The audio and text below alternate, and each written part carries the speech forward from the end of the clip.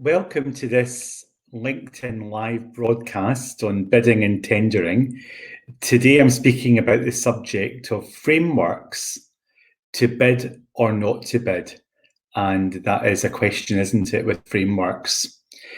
Frameworks sometimes get a bad press. You might hear maybe an organisation say something like, we won a place on 14 lots within a framework, but after 3 years, we've still not had any work.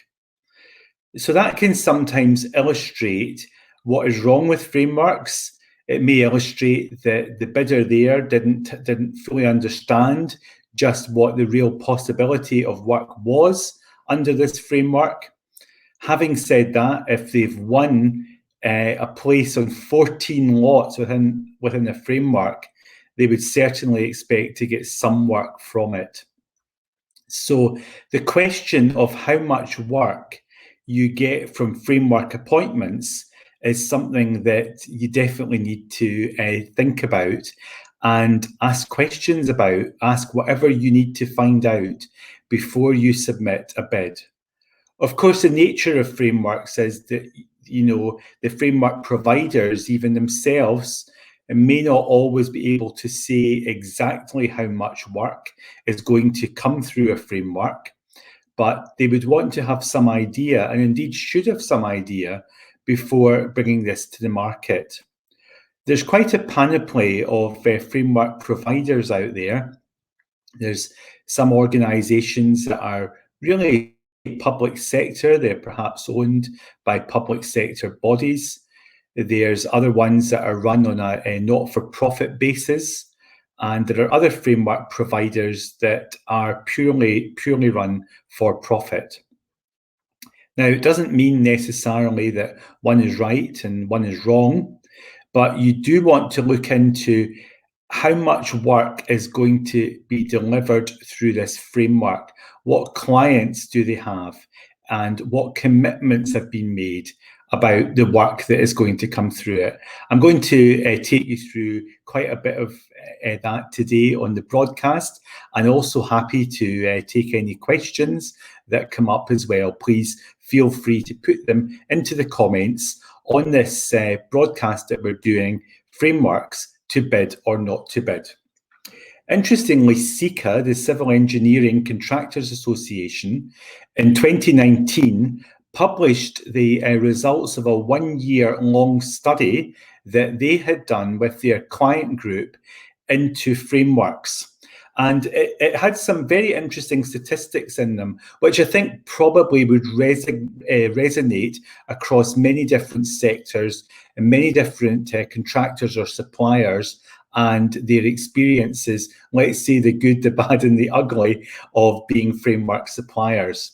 So the statistics we're given was that 71% of organisations in the study frequently reported less than anticipated workloads. 64% indicated a regular lack of workload visibility. What is actually within the pipeline for that framework? 56% reported that it was common for frameworks to have unnecessary second competitions. We will talk a bit more about that as well. And 54% said that frameworks frequently favoured lower cost over quality. Now, that may be the case in your sector. Of course, it may not be. So one thing that is very good to work out, particularly within your organisation, within your bidding or business development function, is a framework appointment the same as a bid win? It's good to celebrate all wins, whether they are tender wins or framework appointments, and certainly to thank those involved in preparing the submission. Often a framework submission is just as onerous to prepare as it is to prepare a tender or bid submission. Frameworks often go through a two-stage process. First of all, a qualification stage, Quite a lot of work will go into that. And then the actual tender stage, it may sometimes also involve interview presentations as well. So a lot of work has gone into getting a place on a framework.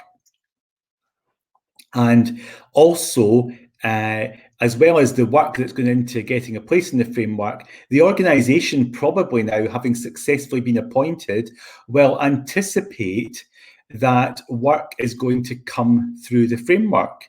I mean, some of these frameworks, I was on one earlier today, have got a very large pipeline of work. You know, one today, it was a £2 billion framework, but there can be frameworks that are sometimes in the tens of billions of pounds. So you get yourself on a framework, you anticipate that there's going to be work coming through it, but does it? So that's why I'm saying, is it the same as a bid win? I think it'd be correct to say that there may be a number of wins coming on the back of the framework, and that is when you start to get work. So what can buyers do, first of all, to help ensure that their particular framework is attractive to bidders? Because one thing the clients of the framework providers are going to ask is, well, how many bidders do you get for your frameworks? You know, is it going to be a suitable pool of experienced bidders, ones who are known for delivering both good prices but also good quality? Because the selection of suppliers for the framework provider is very important. Often in the evaluation process of the framework, there will be individuals from the framework's clients who take part in the evaluation process and also take part to some extent in perhaps commissioning, with involvement perhaps with the pricing matrix, involvement with the sort of questions that are being asked on qualifications, sometimes involvement in the technical questions, possibly involvement in the interviews as well. So the buyers, the framework providers, being closely linked with their clients will usually make for a better procurement process as well.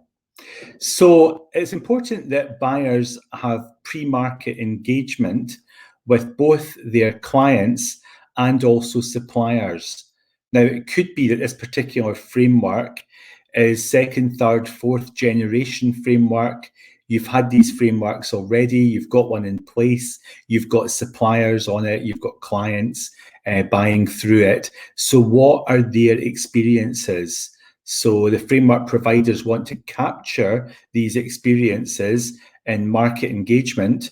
They also want to, it's very good when they do things like webinars, when they publish prior information notices, when they let the market know that there's an opportunity of a framework coming up, but also that potential bidders get some kind of input into it as well.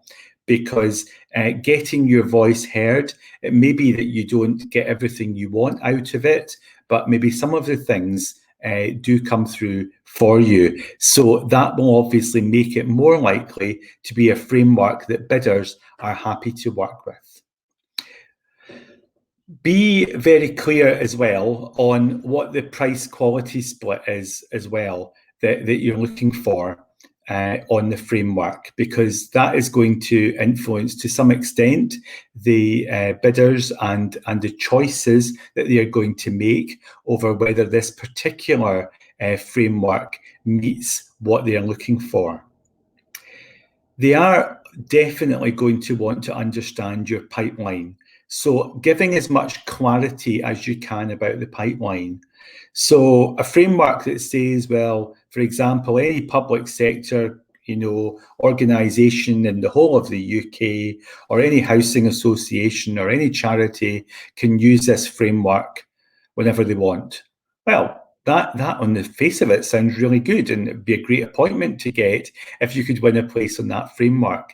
But the more relevant question is going to be how many of the organisations are going to use it. how many other frameworks are they on? Sometimes frameworks will actually almost boast about the clients that they have using the framework. Sounds good. But then you find out the same clients are also being touted by other framework providers that they use the framework as well. So it might all be true.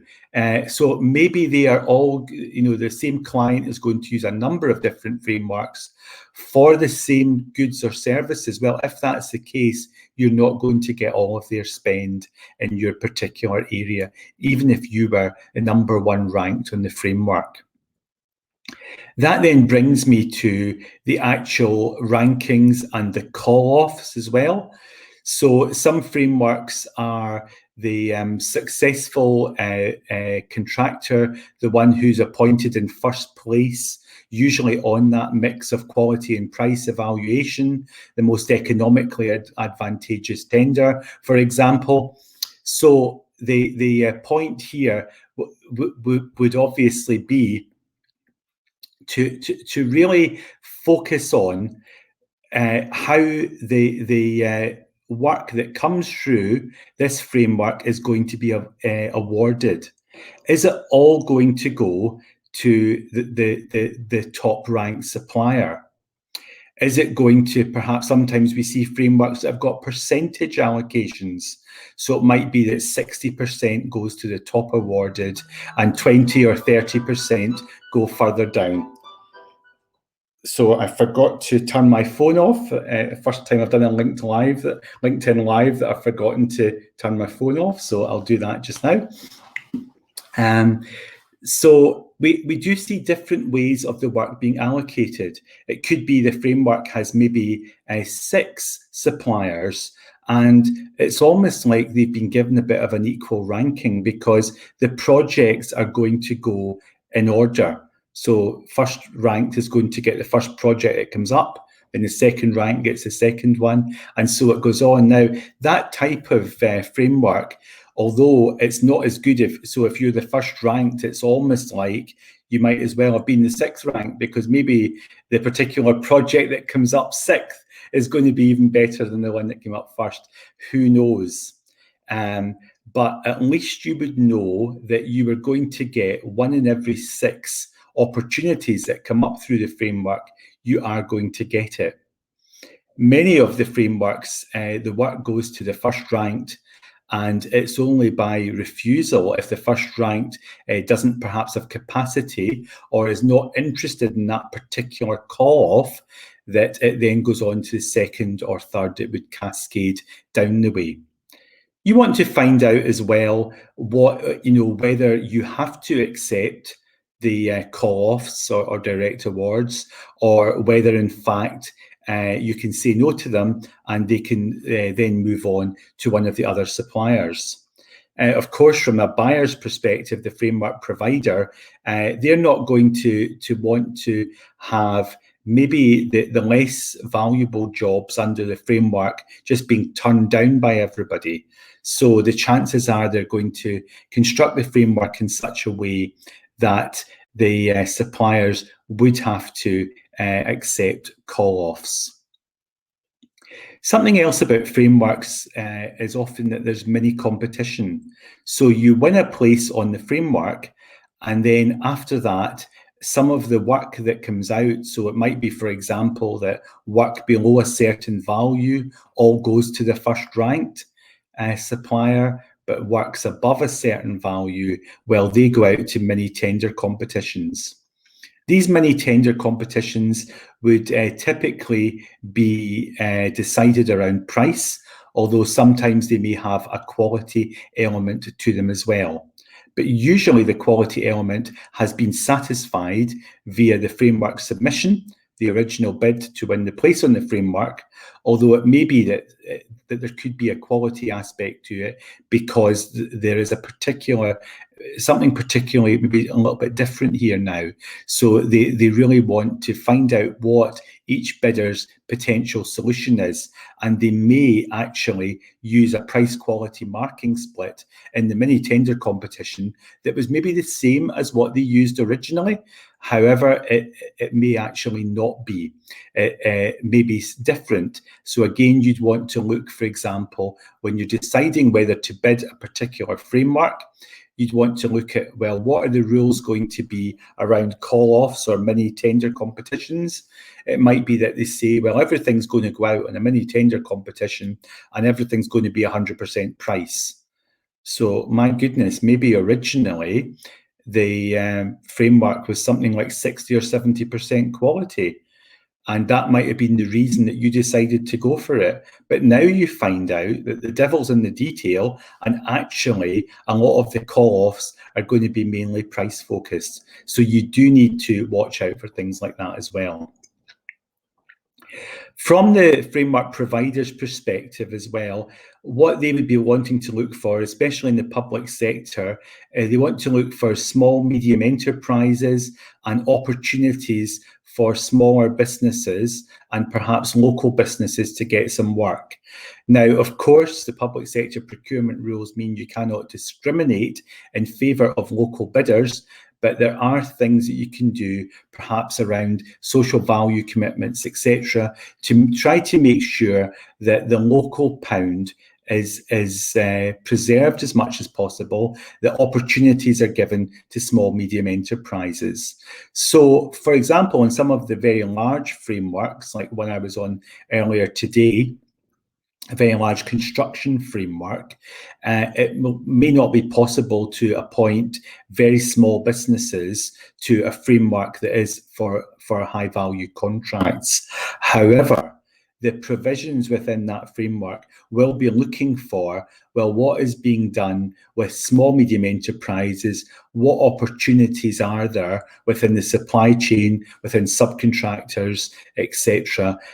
So that is important, that buyers do want to be giving some signals here to assist with meeting government objectives as well, that a certain percentage of the work is going to be channeled through small, medium enterprises. Also that there's going to be jobs, apprenticeship opportunities, etc. It's great to see that some of the framework providers actually provide training for their suppliers as well. They provide them with assistance, perhaps. It could be that they provide them with seminars around bidding, and AMBid have been happy to assist sometimes in helping framework providers provide training to perhaps SME bidders around bidding. There's other things that the framework providers often do as well, perhaps organising almost framework clubs of, sometimes it's at client level, sometimes it's supplier level, sometimes the two are brought together at various meetings. And this is perhaps a sharing of good practice on the framework, but also it provides for the suppliers some valuable opportunities, not only of meeting the framework providers and the clients, but also meeting some of their competitors who are perhaps, or others who are working on some of the other lots within a framework. And there are good networking and market intel opportunities there. So continuing to take a look from a bidder's perspective now, particularly where a framework is a kind of further generation or iteration of a previous framework, my advice to you is look into what has happened with the existing framework. You want to find out how much work has come through it, and also who got the work as well. So if there were quite a number of bidders that were successful in winning places in the framework, how many of them got work? And you want to try to unpick a little bit or lift up a stone and find out what is going on with the existing framework, because that will in many ways give you some clues as to what will happen under this next generation framework. You want to ask the buyers questions around the pipeline. The good framework providers will be honest with you and give information about their pipeline. Very, very helpful if they can do that. If they can share with the suppliers perhaps the names of the organisations that are considering using it, not for the suppliers to contact them directly, but just for the suppliers to recognise that there is work going on with this framework. There is promotion of the framework going on by the framework provider. But that brings me to a point that bidders are often expected to promote the framework as well. And indeed, in many cases, it can be within their own interest to do so.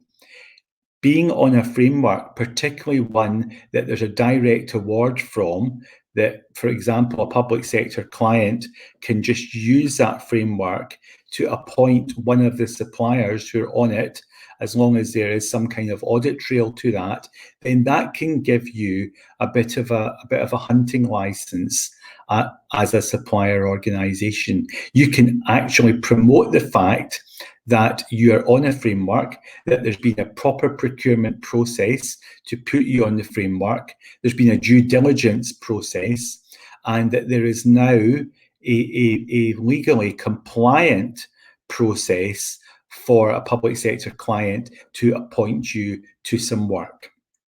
You also need to understand what is going on perhaps with charges and rebates, etc. So you might need to understand that for the public sector client to use this framework, for them to access it, will involve perhaps them paying a cost. You need to know what that cost was.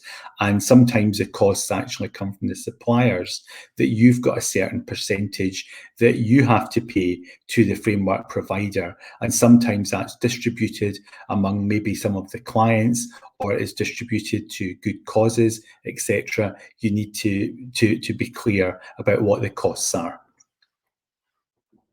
As with any bid or tender process, you want to understand what the resources are required to actually deliver a bid that has got a strong prospect of success here. So while it would be possible to adopt a scattergun approach, bidding for every single framework that is in any way relevant to your organisation, I would not suggest that that would be the correct thing to do. What you'd want to be very clear on is that you're going to get return on the investment that you're going to make in bidding for a place on this framework. So this is where you're going to want to get a bit of comfort around how much work is going to come through this framework. Now, the best frameworks are where they can actually come out and say to you, XYZ clients use this framework, they use it for all their procurement, their budget is in your service X, and that is what gets spent each year approximately. Now, that is great because you've now got a bit of certainty. But if you're going to be told, well, any client in the UK can use it, you know, and last time round there wasn't much uptake from it, and this time we don't have a lot of people guaranteed to use it, then, you know, they're maybe not going to be quite as transparent as that. But if you get the feeling that that's what's happening, then it could be that this is not a particularly valuable opportunity for you. It's also good, particularly when we were in a situation where we can go in face-to-face, then if you're able to go to a market engagement event, you could get a sense of who was there. So if your direct competitors are there, then that's an indication that they, same as you, are looking into this quite seriously. Whereas if you went to an event where there was hardly anybody there, then you might want to ask yourself, well, I wonder why so few people are interested. Of course, in the virtual world that so many of us are living so much of our time in at the moment, it isn't always possible to know. Sometimes you might be on a webinar where they say, oh, there's dozens of people on this webinar, there's hundreds of people on this webinar, but you know, you actually don't know. There is no way of knowing. So finding out that there is a competitive webinar shows that there's perhaps interest within the market in this particular framework. So, but that also increases, obviously, the more people that are potentially going to be applying for places on it. And that's where it's very important that you have a brilliant bid submission. You want to be looking into not just what's required of you in terms of promoting the framework, but also in terms of reporting, in terms of monitoring. It might be reporting on KPIs. It will certainly be reporting on the work that comes to you via the framework and the spend levels, etc. So there can be quite a number of things that you have to do once you've won a place in the framework. Now, that's all fine if there's plenty of work coming through, but if there isn't, then that's further kind of opportunity cost here that you're having to make. And if you don't get the return, then that's why some organisations start to lose confidence with the whole framework agenda. And that's a shame, because there are more good frameworks than bad ones out there. And certainly frameworks can present some really good opportunities. It can also be a vote of confidence in you as an organisation that you've been successful in getting onto a framework. It might be it's a national framework, a framework, for example, run by Crown Commercial Service, who are running this perhaps framework on behalf of the UK government and the wider public sector as well. Now, if you win a place on a national framework, that says quite a lot about you as an organisation. And while the framework providers may not necessarily help promote your organisation, then you will be able to do some promotion yourself, that you have got yourself onto that framework.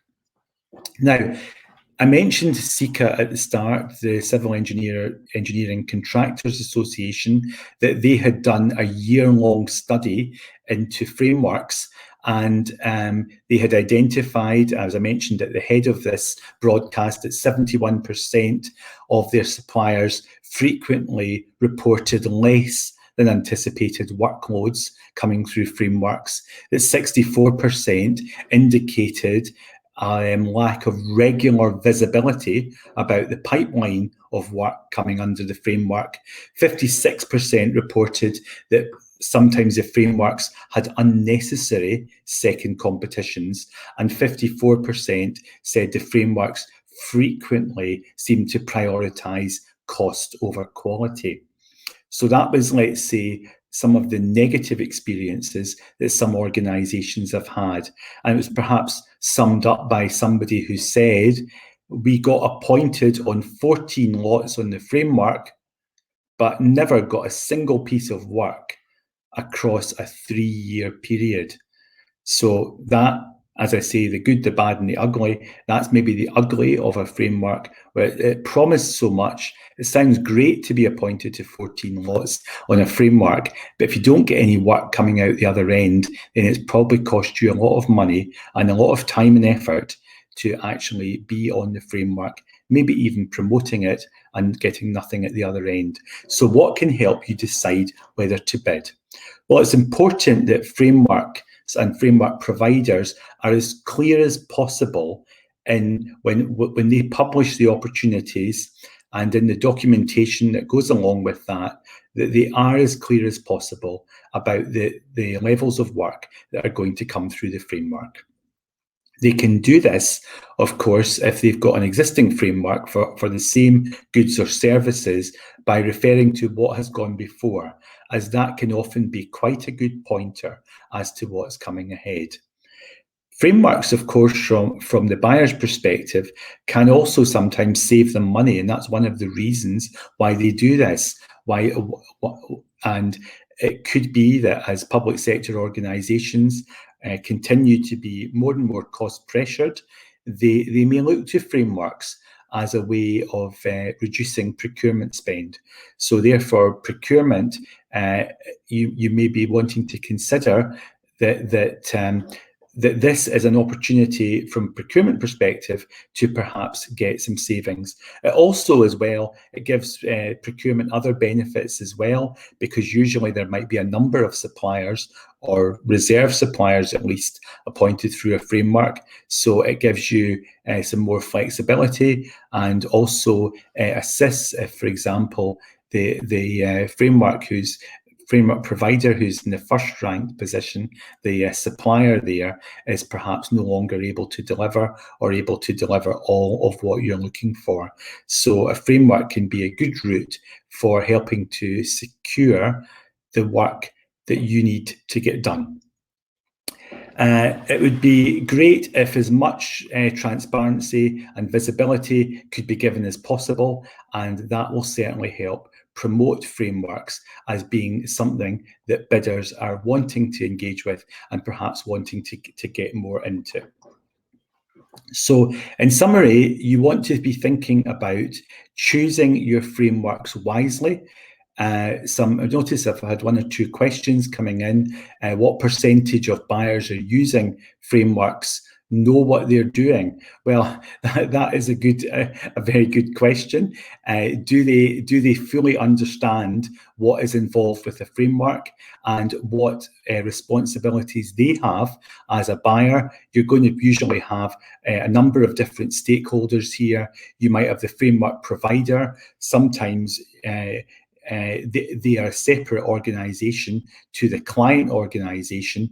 Other times you will have clients who actually put out framework opportunities that they run themselves.